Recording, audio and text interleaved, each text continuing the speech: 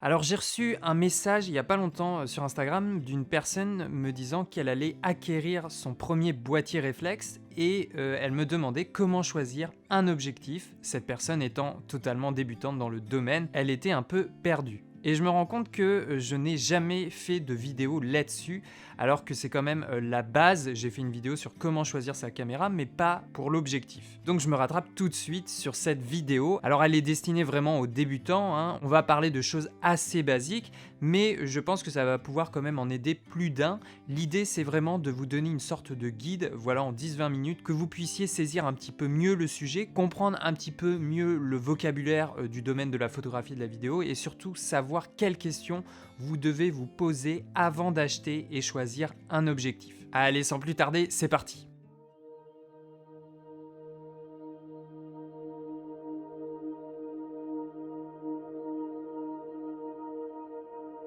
Alors, avant de vous donner tout de suite les éléments auxquels il faut faire attention quand on choisit un objectif, il y a un boulot important que vous devez faire, c'est vous poser quelques questions qui sont les suivants. La première question à se poser selon moi, c'est quel est mon budget? Ça, c'est vraiment important de le déterminer dès le début parce que des objectifs, il y en a plein à tous les prix et on a vite fait d'errer de site en site, de boutique en boutique, de se faire un peu rêver, ce qui n'est pas interdit, attention.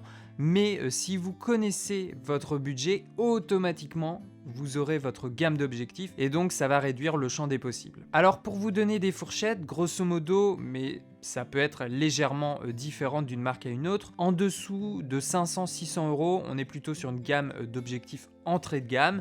De 500 à 1200, on est plutôt sur le milieu de gamme. Et au-dessus de 1200, on arrive bien plutôt sur la gamme professionnelle. En tout cas, ça c'est plus ou moins les prix pour les objectifs photo. Donc voilà, première étape, c'est déterminer son budget, c'est très important. Et je rajoute aussi, ne sous-estimez pas les objectifs. Bien souvent, quand on débute, et même après, on se dit « Ok, je vais mettre 1000 € dans le boîtier et on va dire 200 € dans l'objectif, on sera tranquille. » Je ne dis pas qu'il ne faut pas réfléchir comme ça, c'est vous qui gérez votre budget de toute façon, mais des boîtiers, il en sort tous les ans et c'est vrai qu'ils se renouvellent très vite. Les objectifs, quant à eux, alors il en sort aussi beaucoup, mais ils sont moins obsolètes dans le temps et un bon objectif, eh bien, ça peut se garder 5, 10, voire 15 ans.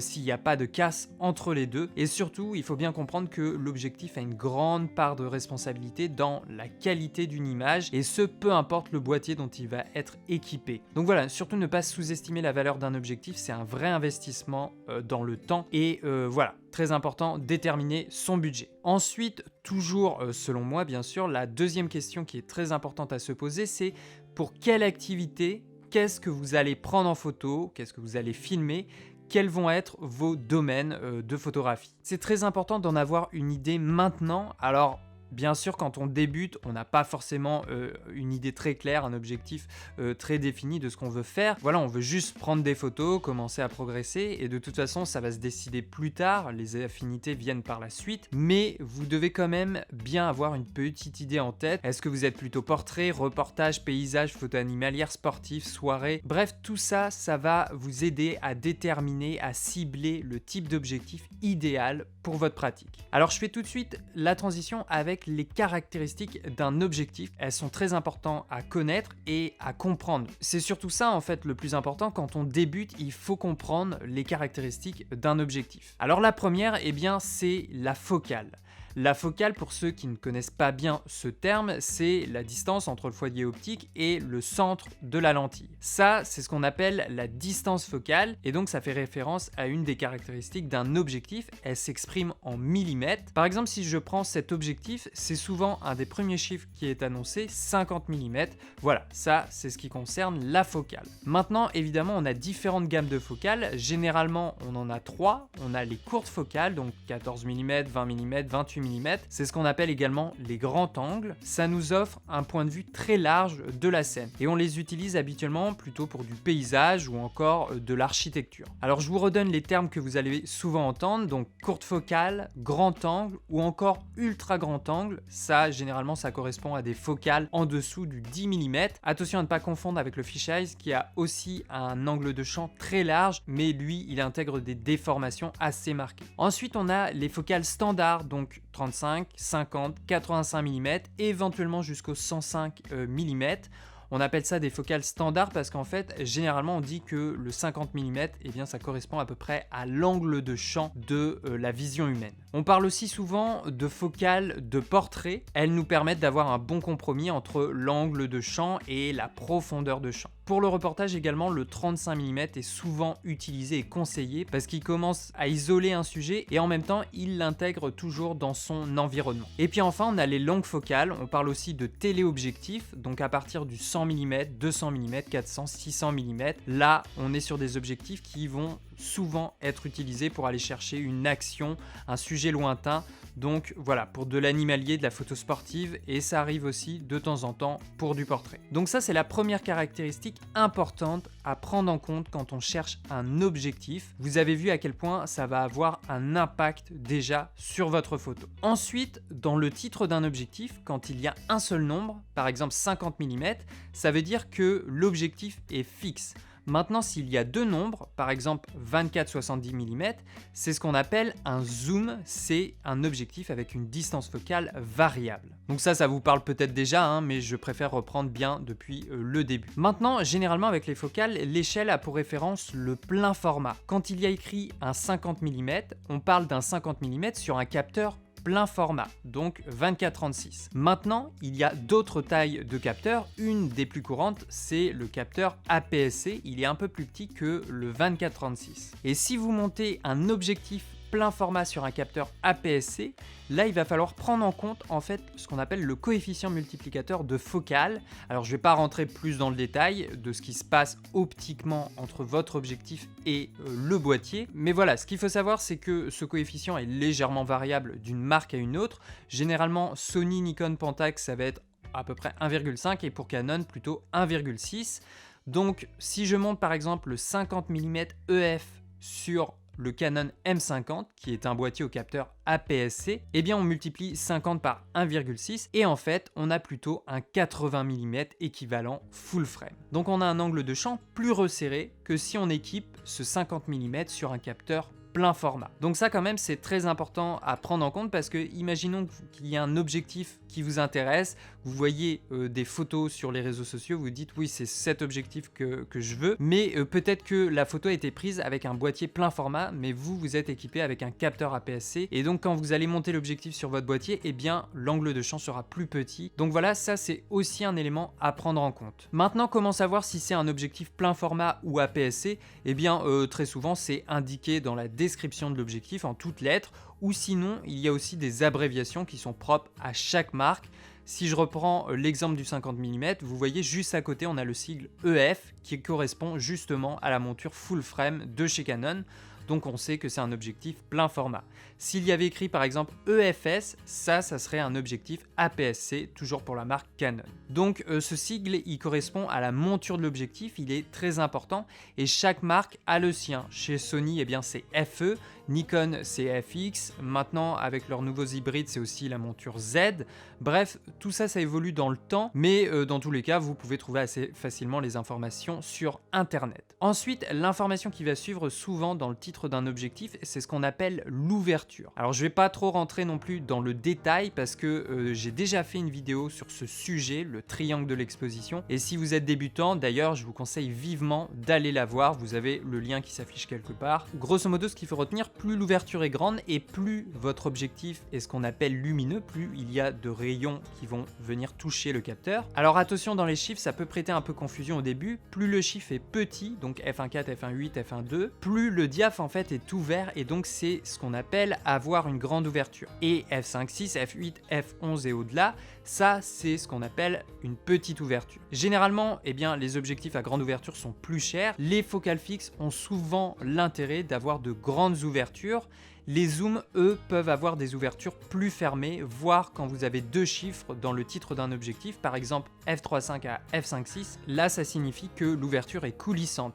Donc à la focale la plus large, eh bien l'ouverture max est de f3.5, mais à la focale la plus longue, eh bien l'ouverture max passe à f5.6. Alors avec une très grande ouverture, on peut faire facilement des photos comme celle-ci, avec une profondeur de champ très réduite, ce qui permet d'isoler en fait le sujet de son arrière-plan. C'est ce qu'on utilise souvent en portrait. Donc pour moi, ça c'est les deux caractéristiques qu'il faut attentivement regarder quand on cherche un objectif. Maintenant, souvent, il y a d'autres informations supplémentaires dans le titre d'un objectif et dans sa description. Par exemple, on a la stabilisation. Est-ce que l'objectif intègre une stabilisation optique? C'est encore une information qui est représentée sous la forme d'une abréviation. Chez Canon, c'est IS pour Image Stabilization. Chez Nikon, ça va être VR, Panasonic OIS, Sony c'est OSS, Tamron c'est VC. Bref, là encore, l'information se trouve assez facilement sur Internet. Généralement, les longues focales sont stabilisées parce que plus l'angle de champ est fin et resserré et plus à main levée, on va transmettre des vibrations à l'objectif. Après, maintenant, avec les appareils hybrides de nos jours, on trouve de plus en plus de boîtiers qui sont stabilisés mécaniquement. Et donc ça a l'avantage que même si l'objectif n'est pas stabilisé, le boîtier, lui, va compenser les vibrations. En vidéo, c'est vrai, souvent, on aime bien avoir un objectif stabilisé, surtout si vous filmez essentiellement à main levée. Après, si l'objectif n'est pas stabilisé, ce qui est souvent le cas des focales fixes, dans ce cas-là, avoir un boîtier stabilisé, ça va aider. Ou alors, il faut utiliser des accessoires externes comme un slider ou encore un gimbal. Autre élément qui est souvent indiqué dans le titre d'un objectif et qui peut aussi affiner le champ des recherches, c'est, on va dire, le moteur d'autofocus. Alors là, c'est un peu plus avancé, il faut peut-être un peu moins s'en soucier, mais sachez qu'il y a différents types de mécaniques d'autofocus. Là encore, selon la marque, on a des abréviations différentes. Chez Canon, on a le STM qui est plutôt fait pour la vidéo ou le USM, Ultrasonic Motor, qui permet d'atteindre des vitesses de changement de point plus rapides. Donc ça aussi, c'est un élément important à prendre en compte parce qu'en 2-3 ans, les types d'autofocus ont pas mal évolué selon la marque et il faut essayer de suivre un peu tout ça. Et puis enfin, souvent, on a aussi une abréviation qui informe sur la gamme de l'objectif. Bon, alors ça, c'est pas le plus important, mais par exemple, chez Canon, la série Pro, elle est symbolisée par la lettre L et l'objectif, en plus, a un liseré rouge assez reconnaissable sur le corps de l'objectif. Chez Sigma, ça va être EX et pour Sony, par exemple, ça va être GM, la gamme G Master. Donc voilà, ça c'est juste pour information, c'est une indication supplémentaire. Donc en principe, avec tout ça, déjà vous avez tous les éléments en main pour décrypter les caractéristiques d'un objectif et du coup, maintenant vous allez mieux comprendre ce dont vous avez besoin et du coup, la recherche, elle va être plus facile et aussi plus rapide. Alors pour finir, j'ai envie de vous proposer un petit exercice, pour s'entraîner un petit peu. J'ai sélectionné 2 objectifs de marques différentes avec des caractéristiques différentes. J'ai pris le titre tel qu'il est annoncé sur les sites, là j'ai pris Amazon et donc le but c'est d'analyser le titre pour voir si on a bien compris toutes les informations qui nous sont données. Donc là le premier que j'ai choisi c'est cet objectif, un Tamron. Donc là c'est plutôt intéressant parce qu'il y a beaucoup d'informations qui sont annoncées dans le titre et certaines d'ailleurs qu'on n'a pas encore vues. Alors on va le faire ensemble, vous allez voir c'est pas compliqué. On va le prendre dans l'ordre. Tamron c'est la marque de l'objectif. AF ça veut tout simplement dire que l'objectif possède un autofocus. Ça peut arriver que la mise au point sur l'objectif ne se fasse uniquement qu'en manuel, donc généralement il pourra avoir écrit par exemple MF. 70-300, ça vous l'avez compris, c'est la focale. On a 2 nombres, donc ça veut dire qu'on est sur un zoom, un objectif à focale variable. Donc 70 mm c'est la plus courte focale, 300 mm c'est la plus longue. Ensuite f4 à f5.6, ça aussi on l'a vu, c'est l'ouverture. Là encore on a 2 nombres, donc ça signifie que l'ouverture max est coulissante. Au 70 mm, on pourra ouvrir à f4. Par contre, au 300 mm, on ne pourra ouvrir qu'à f5.6. Donc, on aura un diaph plus fermé et moins de rayons lumineux vont rentrer pour toucher le capteur. Ensuite, DI, chez Tamron, ça veut dire que c'est un objectif conçu pour les boîtiers APS-C. Donc voilà, c'est aussi une information importante. LD, ça on l'a pas encore vu, tous les objectifs ne l'annoncent pas forcément dans le titre, c'est une abréviation qui concerne une des propriétés optiques de l'objectif. Là en l'occurrence, cela signifie qu'il utilise un verre optique à faible dispersion, ce qui est censé en fait diminuer les aberrations chromatiques et aussi potentiellement les distorsions. Donc c'est quand même plutôt une bonne chose à avoir. Ensuite, IF, ça concerne le système d'autofocus. Là, pour le Tamron, ça veut dire qu'il intègre un système interne de mise au point. Ça a pour principal avantage de ne pas faire varier en fait l'allongement du zoom quand on modifie la focale. Donc en fait, on va conserver une balance, le boîtier va rester bien équilibré. Après macro, ça veut dire que c'est un objectif, tout simplement avec une fonction macro, et 1/2, bien c'est le rapport de grossissement. Et puis enfin, monture Nikon, ça veut dire que cet objectif est conçu pour s'utiliser sur un boîtier Nikon. Donc ça aussi c'est une information importante. Et quand vous choisissez un objectif d'une marque tierce, comme par exemple Sigma ou encore Tamron, vérifiez bien la compatibilité de la monture de l'objectif à celle de votre appareil photo. Et puis enfin, voici le deuxième objectif que j'ai choisi pour s'entraîner. Donc là, on a un objectif de la marque Sony. Alors celle 55-210 BQ, ça c'est la référence de l'objectif, c'est pas important. Monture E, c'est la monture de notre objectif qui est faite pour les capteurs APS-C. D'ailleurs, ça nous l'est indiqué juste après. La focale 55-210 mm, ça vous avez compris. L'ouverture coulissante f4.5 6.3, ça aussi, maintenant vous savez ce que ça veut dire. Et le coloris, tout simplement, la version noire. Donc voilà, déjà dans le titre, on a quand même quelques informations assez importantes. Après, quand vous cherchez un objectif, je vous conseille d'aller compléter les informations avec celles présentes déjà dans la description. Et l'idéal, c'est aussi d'aller chercher l'objectif et toutes ces autres caractéristiques sur le site de la marque en question. Voilà donc mes conseils pour trouver un objectif quand on débute et qu'on n'y connaît pas grand chose. C'est normal, il n'y a pas de gêne, il ne faut pas en avoir honte, on est vraiment tous passés par là. Alors pour résumer tout ce qu'on vient de dire, premièrement, il faut se poser la question du budget. Ensuite, il faut se demander pour quelle activité, qu'est-ce que je veux faire avec cet objectif, qu'est-ce que j'ai envie de photographier. Après, il faut analyser les caractéristiques de l'objectif qui vous intéresse et surtout savoir qu'est-ce que vous recherchez. Donc on a parlé de la focale, l'ouverture, savoir si l'objectif est stabilisé ou non, le type d'autofocus, la gamme de l'objectif, et puis après il peut avoir des informations supplémentaires sur par exemple la qualité du verre. Déjà, honnêtement, avec toutes ces informations, vous devriez être moins perdu. Et n'oubliez pas, il ne faut pas se demander quel est le meilleur objectif, parce qu'il n'y en a pas, mais plutôt quel objectif conviendrait à vos envies, votre pratique et à votre activité. Et j'en profite aussi parce que vous êtes beaucoup à m'envoyer des messages pour savoir quel objectif est le meilleur, lequel je vous conseille. Et bien maintenant, déjà vous avez un bon début de réflexion avec cette vidéo parce qu'à chaque fois,